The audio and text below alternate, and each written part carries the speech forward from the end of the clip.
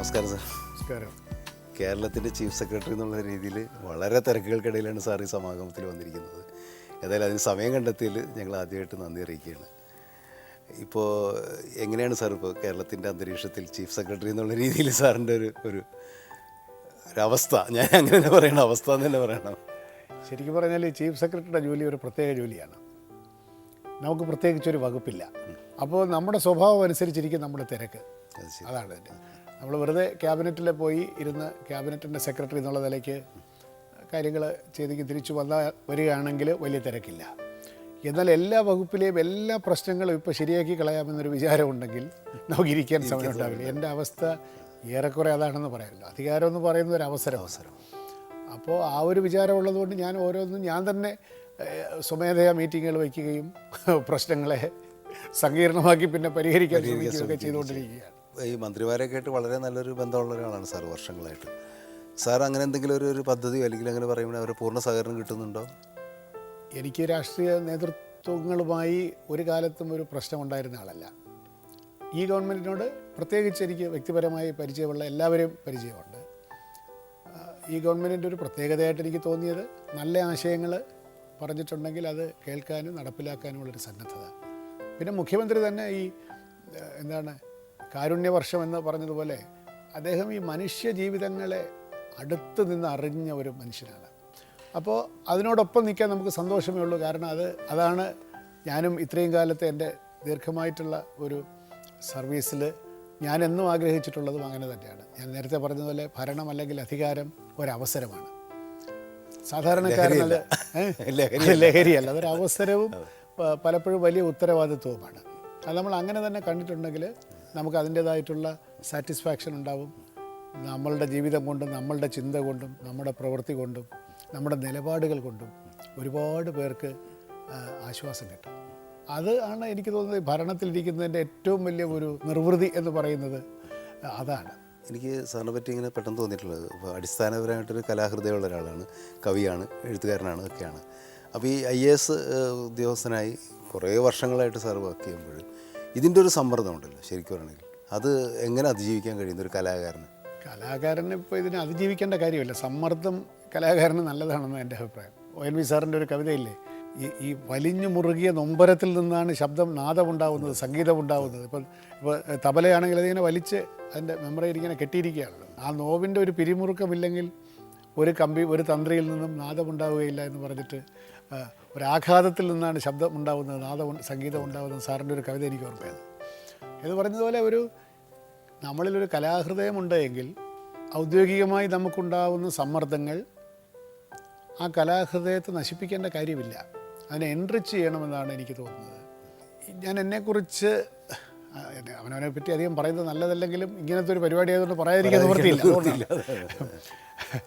എന്നെക്കുറിച്ച് പറയുകയാണെങ്കിൽ ഞാൻ ഈ സർവീസിൽ വന്നില്ലായിരുന്നുവെങ്കിൽ ഞാൻ ഇടയ്ക്കിടയ്ക്ക് ആലോചിക്കും. കാരണം പലപ്പോഴും സമയമില്ലാതെ ചില കാര്യങ്ങൾ എഴുതി തീർക്കാൻ നമുക്ക് 2 ദിവസം കൊണ്ട് എഴുതി തീർക്കുക എന്നുള്ളത് ഞാൻ 10 ദിവസം കൊണ്ട് എഴുതി തീർക്കാൻ. കാരണം രാത്രി 2-3 മണിക്കൂറേ കിട്ടുന്നുള്ളൂ. അപ്പോൾ ഇടയ്ക്ക് വേറൊരു പണിയായിരുന്നു, ഒരുപാട് സമയം ഉണ്ടായിരുന്നല്ലോ എന്ന് വിചാരിക്കും. ഉടനെ തന്നെ എൻ്റെ മനസ്സ് തിരുത്തും. എന്നാൽ നിനക്ക് നഷ്ടമാകുമായിരുന്ന ജീവിതാനുഭവങ്ങൾ എത്ര എന്ന് നീ ഓർക്കുന്നുണ്ടോ എന്ന് സ്വയം എന്നോട് തന്നെ ഒരാളിരുന്ന് ചോദിക്കും. ഈ ജോലിയുടെ തിരക്കൊക്കെ നമ്മൾ പറയുമ്പോഴും ഈ ജോലി നമുക്ക് അല്ലെങ്കിൽ തന്നിട്ടുള്ള അവസരങ്ങൾ, ജീവിതത്തെ കാണാനുള്ള അവസരങ്ങൾ, അവനവൻ്റെ വൈകാരിക ജീവിതത്തെ തന്നെ സമ്പന്നമാക്കാനുള്ള അവസരങ്ങൾ, പക്ഷേ അത് അവസരമായിട്ട് നമ്മൾ കാണണം. അത് ഡിസ്ട്രാക്ഷനായിട്ട് കണ്ടാൽ നമുക്ക് ഈ ജോലി വലിയൊരു ബാധ്യതയാണ് ഒരു കലാകാരനെ സംബന്ധിച്ച്. പക്ഷെ ഞാനിത് രണ്ടും കൂടെ സമരസപ്പെടുത്താൻ ശ്രമിച്ചിട്ടുണ്ട് അന്നും ഇന്നും. ഞാനൊരു കവിത എഴുതിയിട്ടുണ്ട്, അത്ര പെട്ടെന്ന് പ്രസാദിക്കാത്ത ഒരു ദേവതയെ ഞാൻ പ്രസാദിപ്പിച്ചു എന്ന് പറഞ്ഞത്. അതായത് IAS കയറി അതിനുശേഷം എനിക്കുണ്ടായ ലാഭനഷ്ടങ്ങൾ എന്ന് പറഞ്ഞ് വാഴ്വിൻ്റെ നാൾവഴികൾ എന്ന് പറഞ്ഞിട്ട് കവിത ഞാൻ എഴുതിയിട്ടുണ്ട്. അപ്പോൾ അതുകൊണ്ട് ഈ സമ്മർദ്ദങ്ങളൊക്കെ ഞാൻ 2 കൈയും നീട്ടി സ്വാഗതം ചെയ്യുകയാണ് എന്നിലെ കലാകാരൻ. കാരണം അതാണ് നമ്മളെ ധന്യമാക്കുന്നത്. ഇതിനെ ഒരു വൈകാരിക തലത്തിൽ കൊണ്ടുപോയി ഈ സംഘടനകളെയും സന്ദർഭങ്ങളെയും കഥാസന്ദർഭങ്ങളുമാക്കി മാറ്റാൻ പറ്റുമെങ്കിൽ അതായിരിക്കും എനിക്ക് ഈ സർവീസ് തന്ന ഏറ്റവും വലിയ ഒരു സംഭാവന എന്ന് പറയുന്നത്. സാറിൻ്റെ വ്യക്തി ജീവിതത്തിലേക്ക് വന്നു കഴിഞ്ഞാൽ സാർ ജനിച്ചതൊക്കെ ട്രിവാൻഡ്രത്ത് തന്നെയാണ്? തിരുവനന്തപുരത്ത് മണ്ണന്തല എന്ന് പറഞ്ഞ സ്ഥലത്താണ്. മാറി വാനേഴ്സ് കോളേജിനും മണ്ണന്തലയ്ക്ക് ഇടയ്ക്കുള്ളൊരു സ്ഥലത്ത്, ചെഞ്ചേരി എന്നാണ് ഞങ്ങളുടെ നാട്ടിൻ്റെ പേര്. പണ്ട് ഞാൻ ചെഞ്ചേരി കെ ജയകുമാർ എന്നൊക്കെ പറഞ്ഞു കവിത എഴുതിയിരുന്നു. സാർ ശരി ശരി സ്ഥലത്തിൻ്റെ പേര് വെച്ചിട്ടില്ല. പിന്നെ അതെ, അങ്ങനെയാണല്ലോ അതെ അതെ അന്നത്തെ ഫാഷൻ. വേഷം അതെ. അപ്പോൾ പിന്നെ അതൊക്കെ വേണ്ടെന്ന് വെച്ചു. അവിടെയാണ് അച്ഛൻ്റെ വീടാണത്. അതൊരു ഗ്രാമമായിരുന്നു. ആ ഗ്രാമമാണ്. ഇപ്പോൾ അത് നഗരസഭയുടെ ഭാഗമായി. പണ്ടതൊരു ഗ്രാമമാണ്. നടന്നാണ് ഞങ്ങളൊക്കെ മാറിവാനീസ് കോളേജിൽ പഠിക്കാൻ പോവുക. മാലാഞ്ചറുള്ള സ്കൂളിലൊക്കെ നടന്നാണ് പോവുക. എൻ്റെ വിദ്യാഭ്യാസം വാസ്തവത്തിൽ പ്രൈമറി വിദ്യാഭ്യാസം എന്ന് പറയുന്നത് കുറച്ച് പിന്നെ ബ്രോക്കൺ എഡ്യൂക്കേഷനാണ്. മണ്ണന്തല ഗവൺമെൻറ് LP സ്കൂളിലാണ് എൻ്റെ ആദ്യ വിദ്യാഭ്യാസത്തിൽ തുടക്കം. 1, 2 ക്ലാസ്സേ അവിടെ പഠിച്ചുള്ളൂ. പിന്നെ അപ്പോഴത്തേക്ക് അച്ഛന് മദ്രാസിൽ 1-2 പടങ്ങളൊക്കെ ആയി. അച്ഛൻ മദ്രാസിൽ, ഞങ്ങളങ്ങ് മദ്രാസിലേക്ക് അങ്ങ് മാറിക്കളയാം എന്നൊരു തെറ്റിദ്ധാരണ അല്ലെങ്കിൽ ഒരു മോഹം, അതിമോഹം അച്ഛനുണ്ടായി. അങ്ങനെ ഞങ്ങളവിടെ ഗോപാലപുരത്ത് ഒരു വീടൊക്കെ എടുത്ത്, ജയന്തി ചെട്ടിയാർ എന്ന് പറഞ്ഞിട്ട് അന്നൊരു വലിയ പ്രൊഡ്യൂസറുണ്ട്, അയാളുടെ ഒരു ഔട്ട് ഹൗസ് പോലൊരു വീടാണ്. എനിക്ക് നല്ല ഓർമ്മയുണ്ട്. അതിപ്പോൾ എതിർവശത്തൊരു സിനിമാ നടി താമസം ഉണ്ടായിരുന്നത്. 3ാം ക്ലാസ്സിൽ പഠിക്കുകയാണെങ്കിൽ എനിക്ക് ഓർമ്മയുണ്ട്. അപ്പോൾ ഞങ്ങളങ്ങനെ മദ്രാസിൽ പോയി. അങ്ങനെ ഞാൻ 3ാം ക്ലാസ് തമിഴ് മീഡിയം പഠിച്ചു. അന്ന് പഠിച്ച തമിഴാണ് എൻ്റെ ഇപ്പോഴും ഉള്ള തമിഴ് പാണ്ഡിത്യം. 3ാം ക്ലാസ് കഴിഞ്ഞപ്പോൾ അച്ഛൻ്റെ ഒരു പടം, തമിഴ് പടം, ആൾക്കൊരു വീട് എന്നുള്ള പടം പുറത്ത് വന്നത് പൊട്ടി. അടുത്ത 2ാമത്തെ പടം വരുന്നില്ല. അങ്ങനെ ഞങ്ങൾ വീണ്ടും നാടൻ ഭാഷയെ പറഞ്ഞാൽ കൂടും കുടുക്കയുമായിട്ട് ഞങ്ങൾ തിരിച്ച് തിരുവനന്തപുരത്ത് വന്നു. പിന്നെ UP ആയപ്പോഴത്തേക്ക് ഞാൻ നാലാഞ്ചിറ സെൻറ്റ് ഗോരേറ്റി സ്കൂളിൽ ചേർന്നു. അവിടുത്തെ സിസ്റ്റേഴ്സ് ബദനി ഇംഗ്ലീഷ് മീഡിയം, ആദ്യത്തെ ഇംഗ്ലീഷ് മീഡിയത്തിൽ, അവരുടെ ആദ്യത്തെ ഇംഗ്ലീഷ് മീഡിയമാണ്. ഞാനും ആദ്യമായിട്ട് ഇംഗ്ലീഷ് പഠിക്കുകയാണ്. അപ്പോൾ ഞാനതിന് ഇവിടെ എഴുതിയിട്ടുണ്ട്, ദിസ് വാട്ട് ഈസ് എന്നാണ് ഞാൻ ആദ്യം എഴുതിയ ഇംഗ്ലീഷ് വാചകം. ഇത് എന്താകുന്നു എന്ന് ചോദിച്ചാൽ ഇത് ദിസ് വാട്ട് എന്ത് ആകുന്നു, ദിസ് വാട്ട് ഈസ്. അപ്പോൾ ടീച്ചർ ഇതിൻ്റെ സിൻടാക്സ് ശരിയല്ല എന്നാണ് പറയുന്നത്. പക്ഷേ ടീച്ചർക്ക് അത് അത്ര അറിയില്ല. ടീച്ചർ പറയും ഇങ്ങനെ അല്ല, ഇതിനകത്ത് എല്ലാം ഉണ്ടെങ്കിൽ ഇങ്ങനെ അല്ല സെൻറ്റൻസ് കേട്ടോ. അപ്പോൾ മോനൊരു കാര്യം ചെയ്യണം കേട്ടോ, ഇംഗ്ലീഷ് ന്യൂസൊക്കെ കേൾക്കണം റേഡിയോയിൽ. അപ്പോൾ അത്രയും ടീച്ചർക്ക് പറഞ്ഞുതരാം, ഇംഗ്ലീഷ് കൊള്ളാമെങ്കിൽ ഇതല്ല ഘടന. അങ്ങനെ ദിസ് വാട്ട് ഈസിൽ നിന്ന് ദിസ് ഈസ് വാട്ട് ഈസ് ദിസിലേക്ക് ഉള്ള ദൂരം ഒരു വർഷം കൊണ്ട് ഞാൻ പിന്നിട്ടു. അവിടെ 5, 6, 7 അത് എൻ്റെ നല്ലൊരു കാലയളവായിരുന്നു. നമ്മളെ തന്നെ കണ്ടെത്തുന്ന ഒരു കൊച്ചു ബാലൻ. എൻ്റെ കഴിവുകളൊക്കെ നമുക്കുണ്ട് എന്നൊക്കെ ഈ സിസ്റ്റേഴ്സിൻ്റെ ഇൻസ്ട്രക്ഷൻ വളരെ നല്ലതാണ്. അത് ജീവിതത്തിൽ വളരെ ദൂരം മുന്നോട്ട് കൊണ്ടുപോകാൻ സാധിക്കും. ലോങ് ഡിസ്റ്റൻസ് ഫ്ലൈറ്റിനുള്ള ഇന്ധനം ഒഴിക്കുന്നത് പോലെയാണ് സിസ്റ്റേഴ്സ് ചില മൂല്യങ്ങൾ തന്നത്. ഞാൻ ഇപ്പോഴും വളരെ കടപ്പാടോടുകൂടി പറയും. പിന്നെ ഞാൻ സെൻറ്റ് ജോസഫ് സ്കൂളിൽ പോയി തിരുവനന്തപുരത്ത് 8, 9, 10. എന്നെ മാറിവാനീസിൽ പ്രീ ഡിഗ്രി വീടിനടുത്താണ്. പ്രീ ഡിഗ്രിക്ക് അങ്ങോട്ട് പോയി. അവിടെ തന്നെ BSc സുവോളജി പഠിച്ചു. ഡോക്ടറാവാമെന്ന് വിചാരിച്ചു. അത് നടന്നില്ലെന്ന് മാത്രമല്ല, നടത്തണ്ട എന്ന് ഞാൻ വിചാരിച്ചു. പിന്നെ എനിക്ക് ഇംഗ്ലീഷ് MAക്ക് അതിവിടെ എനിക്ക് അഡ്മിഷൻ കിട്ടാതെ ഞാൻ നാഗ്പൂർ പോയി. 1 വർഷവും പോയി. MA കഴിഞ്ഞു. അവിടെ ഒരു ജേർണലിസം കൂടെ ചെയ്തു, BJ. നമുക്ക് ഈ മാറിവാനീസിൻ്റെ കഥയിലേക്ക് ഇതാണ് എൻ്റെ ഒരു ഗ്രാഫ്. സാറ് കവിതയൊക്കെ എഴുതുന്ന ഒരു കാലഘട്ടം അതായിരിക്കും അല്ലേ ആരംഭിച്ചത്? അത് സ്കൂളിൽ വെച്ച് തന്നെ എഴുതി തുടങ്ങിയിരുന്നു? സ്കൂളിൽ വെച്ച് എഴുത്തില്ല. സ്കൂളിൽ വെച്ച് ലേഖനമൊക്കെ എഴുതി. ഒരു ജനാർദ്ദൻ നായർ സാറെന്ന് എനിക്കൊരു സാറുണ്ടായിരുന്നു, ചിറയങ്ങാട്. സാറ് മരിച്ചുപോയി. സാറാണ് സാഹിത്യത്തിനെ പറ്റിയൊക്കെ. സാറിൻ്റെ ഒരു പ്രത്യേകത എന്ന് പറഞ്ഞാൽ, സാറ് കവിതയാണ് പഠിപ്പിക്കുന്നതെങ്കിൽ സാറ് വരുന്നത് നമുക്ക് കാണാം. കയ്യിൽ പുസ്തകമില്ലാതെയാണ് സാറ് വരിക. സാറ് പുസ്തകമില്ലാതെയാണ് ജനാർദ്ദൻ നായർ സാറ് വരുന്നതെങ്കിൽ അന്ന് കവിതയാണ് ക്ലാസ് എന്നുള്ള അർത്ഥം. അപ്പോൾ സാറിന് കാണാതെ അറിയാതെയൊക്കെ സാറാണ് കവിതയിലേക്ക് നമുക്കൊരു വാതിൽ തുറന്നിട്ടത്. പക്ഷെ അന്ന് ഞാൻ എഴുതാൻ എനിക്കൊരു കഴിവില്ലെന്ന്. പ്രീ ഡിഗ്രിക്ക് വന്നപ്പോഴാണ് ഞാൻ ഒരു കവിതയിലേക്ക് ആദ്യമായിട്ടൊന്ന് കടക്കുന്നത്. അപ്പോഴത്തേക്ക് കുറച്ച് വായനയൊക്കെ ആയി. നാട്ടിൻപുറത്തൊരു ഞങ്ങൾക്കൊരു വായനശാലയുണ്ട്, ചെഞ്ചേരി യുവജന സമാജ വായനശാല. അപ്പോൾ അവിടെ പോയി പുസ്തകങ്ങളൊക്കെ എടുത്ത് അങ്ങനെ പിന്നെ അവിടെ വെച്ചിട്ടാണ് ഞാൻ നമ്മൾ ഓണക്കൂർ സാറിനെ കാണുന്നത്. പ്രീ ഡിഗ്രി BSc 5 വർഷം ക്രിയേറ്റീവ്ലി എനിക്കൊരു നല്ല സമയമായിരുന്നു. ക്രിയേറ്റീവ് എന്നുള്ളതിനേക്കാൾ സോഷ്യലായിട്ട് ഒരുപാട് പേരുമായിട്ട് ഇടപെടാനും, കുറച്ച് യൂണിയൻ പ്രവർത്തനം. റൊമാൻസ് ഒന്നും വലുതായിട്ടില്ല, ഇല്ലെന്ന് പറഞ്ഞും കൂടാ. അതൊക്കെ നമുക്ക് ചോദിച്ചറിയാം. ഏതായാലും സാറിൻ്റെ ഒരു അന്നത്തെ സഹപാഠി സുഹൃത്ത് ഇവിടെ അതിഥിയായിട്ട് വന്നിട്ടുണ്ട് സമാഗമത്തിൽ. നമുക്ക് അദ്ദേഹത്തെ ഇങ്ങോട്ട് ക്ഷണിക്കാം. Najeeb, air travel enterprises. Najeeb വാസ്തവത്തിൽ മലയാളത്തിൻ്റെ പിറക്കാതെ പോയ ഒരു കഥാകൃത്താണ്. അതെ, ശരി. അത് കുറച്ച് പിറന്ന് പിന്നെ ഓടിക്കളഞ്ഞു, വ്യവസായത്തിലേക്ക് മാറി. അപ്പോൾ നമുക്ക് അദ്ദേഹത്തെ ഈ വേദിയിലേക്ക് ക്ഷണിക്കാം.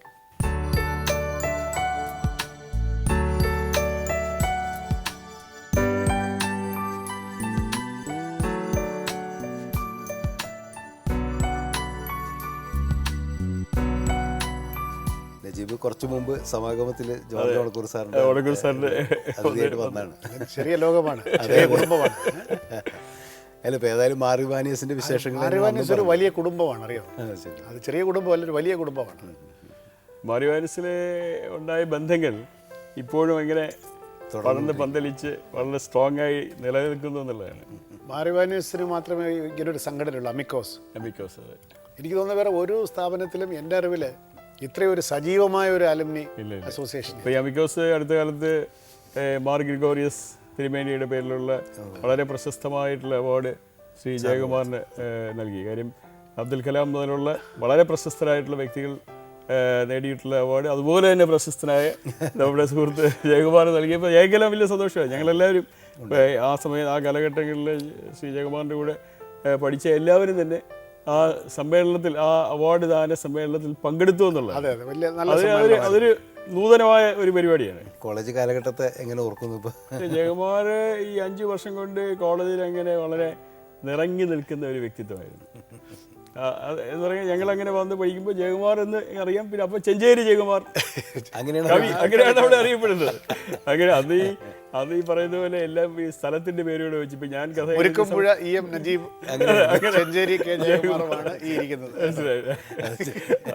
ആ ഒരു സ്ഥിതിയാണ്. ഈ മാരിവാനിയസിലെ ബന്ധം എന്താണെന്ന് വെച്ചാൽ, മാരിവാനിയസിൽ അന്ന് ഞങ്ങൾക്കൊരു ഫിയറ്റ് കാർ ഉണ്ടായിരിക്കും. ഞങ്ങൾക്ക് MSQ 4689 നമ്പർ എല്ലാവർക്കും അറിയാം. അപ്പം നമ്മൾ ഈ സകല ഇലക്ഷൻ പ്രചരണത്തിന് എല്ലാത്തിനും ഈ വണ്ടിയാണ്. ഈ വണ്ടിയുടെ മുകളിൽ കയറി നിന്നിട്ടാണ് പിള്ളേർ പ്രസംഗിക്കുക. അങ്ങനെ ഇപ്പം ഞാൻ ഈ ഒരു വെള്ള ഫിയറ്റുമായിട്ട് അന്ന് വരുന്ന ഒരു ചെറിയ ഒരു അവൻ്റെ അച്ഛൻ്റെ സിനിമയൊക്കെ സന്തോഷം. പിന്നെ ഇലക്ഷൻ പോസ്റ്റർ കവിത, ഞങ്ങളുടെ ഒരു ഇലക്ഷൻ പ്രചരണം തന്നെ വലിയ രസമായിരുന്നു. അപ്പോൾ എനിക്ക് പോസ്റ്റർ ഒന്നും ഇല്ലാതെ വയലാർ രാമവർമ്മ എഴുതി തന്ന ഒരു അഭിനന്ദനമുണ്ട് ഒരു കവിതയെപ്പറ്റി. അത് മാത്രം ഒരു നോട്ടീസ് അടിച്ച് ഇതാ ഞങ്ങളുടെ സ്ഥാനാർത്ഥി വളരെ നാടകീയമായിട്ട്. അത് ഫൈനാൻസ് സെക്രട്ടറി ആയിട്ടാണ്? അല്ല, ഞാൻ എഡിറ്ററായിരുന്നു. ഫൈനാൻസ് സെക്രട്ടറി അന്ന് ആർട്സ് ക്ലബ് സെക്രട്ടറി ശ്രീകുമാറാണ്. പോയി പിന്നെ കുറച്ച് കാലം ഞാൻ യൂണിവേഴ്സിറ്റിയിൽ ലെക്ചറായിട്ട് പോയി. പിന്നെ IAS ഒക്കെ കഴിഞ്ഞ് വരുമ്പോഴത്തേക്ക് നജീബ് ടൂറിസത്തിൽ അല്ലെങ്കിൽ ട്രാവൽ ഏജൻസി രംഗത്ത് കുറച്ച് പേരെടുത്ത് ഒരു പ്രധാന ഏജൻസിയായി മാറിക്കഴിഞ്ഞു. അപ്പോഴാണ് പിന്നെ ടൂറിസത്തിൽ ഞാൻ വരുന്നത്. 1988 ഡിസംബറിലാണ് ഞാൻ ടൂറിസത്തിൽ. പിന്നെ 95 വരെ ഇരുന്നു. 7 വർഷത്തോളം ടൂറിസത്തിൽ പ്രവർത്തിച്ചു. കേരളം ടൂറിസത്തിന് വേണ്ടി കോയിൻ ചെയ്ത നെയിമാണ് ഗോഡ്സ് ഓൺ കൺട്രി. മുദ്ര എന്ന് പറയുന്ന അഡ്വർടൈസിംഗ് ഏജൻസിയുമായിട്ട് ജയകുമാർ ചേർന്ന് ക്രിയേറ്റീവായിട്ട്, അപ്പോൾ ആ ജയകുമാറിനെ പോലെ ഒരു ക്രിയേറ്റീവ് ഒരു കലാകാരൻ, ഒരു സാഹിത്യകാരൻ ആ പൊസിഷനിൽ വന്നപ്പോൾ അതിൻ്റെ ഒരു ഗുണം കേരളത്തിന് ലഭിച്ചു. കേരള ടൂറിസത്തിൻ്റെ വലിയൊരു നേട്ടമായി അത് തുടങ്ങി. അങ്ങനെയാണ് ഗോഡ്സ് ഓൺ കൺട്രി എന്നുള്ളത്. അതങ്ങ് ഹിറ്റായി. അതെ, മാത്രമല്ല പുള്ളിയുടെ ഒരു ഉപപിതാവ് എന്നൊരു എക്സ്പ്രഷൻ ഇല്ല. ഫാദർ ഞാൻ എൻ്റെ ഉപപിതാവാണ്. പിതാവെന്ന് പറയാൻ എന്നാലും പോട്ടെ, ഉപപിതാവെന്ന് പറയാൻ കാര്യം കേരള ഒരു സിഗ്നേച്ചർ വേണമല്ലോ. അങ്ങനെ ആലോചിച്ചാണ് കേരള പരശുരാമൻ്റെ രാജ്യം. അങ്ങനെയാണ് ചിന്ത പോകുന്നത്. അപ്പോൾ ഗോഡ്സ് കിങ്ഡം അങ്ങനെയൊക്കെ ഓരോന്ന് പറഞ്ഞ് ആരോ പറഞ്ഞു ഗോഡ്സ് കൺട്രി. പക്ഷെ അത് പോരാ, കൊള്ളൂല. അതെന്തോ കുറവുണ്ട്. കൊള്ളാം, പക്ഷേ കൊള്ളുകയില്ല എന്ന് പറഞ്ഞ പോലെ അത് ഓൺ ആഡ് ചെയ്തു എന്നുള്ളതാണ്. ഞാനതിനകത്ത് ഈ പ്രധാന ചീഫ് ഷെഫൊക്കെ അവസാനം വന്നിട്ടൊരു കാര്യം പൊടിച്ചങ്ങനെ ഇടില്ല എന്നതുപോലെ ഈ ഓൺ ഇട്ട് കൊടുത്തു. അങ്ങതോടുകൂടി അതൊരു ലിവിങ് എൻറ്റിറ്റി ആയി. God's own country.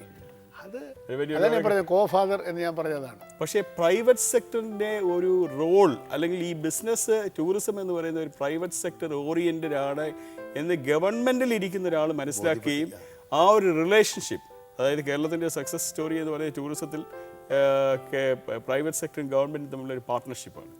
അതിൻ്റെ ഒരു വിത്ത്, ഒരു കറക്റ്റായിട്ടുള്ളൊരു വിത്ത് പാകിയിട്ടാണ് ജയകുമാർ അവിടെ നിന്ന് പോകുന്നത്. പക്ഷെ അങ്ങനെ കോൺട്രിബ്യൂട്ട് ചെയ്ത് പിന്നീട് അത് വളർന്നു തുടങ്ങി. പിന്നെ അതുപോലെ തന്നെ ഞാൻ പിന്നെ ടൂറിസം സെക്രട്ടറി ആയി. അതായത് ടൂറിസം ഡയറക്ടറും സെക്രട്ടറിയുമായിട്ടുള്ള വളരെ അപൂർവ ആൾക്കാരാണ് കേരളത്തിൽ ഉണ്ടായിട്ടുള്ളത്. ഇപ്പൊ നേരത്തെയുള്ള കാലഘട്ടങ്ങളിൽ ആകെപ്പെട്ട ആയിട്ടുള്ള ജയകുമാറും ശ്രീ ബാലകൃഷ്ണനുമാണ്.